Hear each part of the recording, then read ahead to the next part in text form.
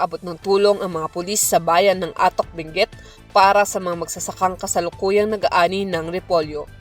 Pinangunahan ni Police Captain Juliet Canitang, officer in charge ng Atok Municipal Police Station, kasama ang mga kawani ng lokal na pamahalaan ang nasabing aktibidad. Isinagawa ito sa pakikipag-ugnayan ng Eagles Club ng National Capital Region sa mga lokal na opisyal ng Atok kasama ang Rotary Club ng Campo Crame sa koordinasyon kina Mayor Franklin Smith at mga opisyal ng Benguet Police Provincial Office. Pinangasiwaan naman ni Mayor Smith ang paghahanda at pag-impake ng mga gulay na binili ng grupo. Aabot sa halos 26 na tonelada ng iba't ibang gulay ang nabili, kabilang ang repolyo, umbok, sayote at Korean radish.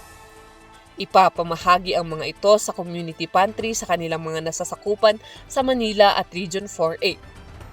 Layunin ng inisyatibong ito na matulungan ang mga magsasaka na maibenta ang kanilang mga ani sa kabila ng mababang presyo ng gulay at mataas na gasto sa transportasyon.